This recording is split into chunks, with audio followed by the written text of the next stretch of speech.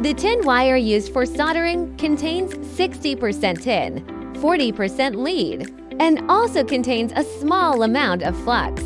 Soldering fumes contain a lot of metal particles, metal oxides, and organic volatiles, etc., which are harmful to health. With an AT210 smoke filter, polluted air can be turned into clean air in seconds and discharged directly indoors. There are single and double stations to choose from, and there are 2 styles of fractional display and knob. Ruiwan brand has been professionally developing environmental protection equipment for removing smoke, dust, and odor for 19 years.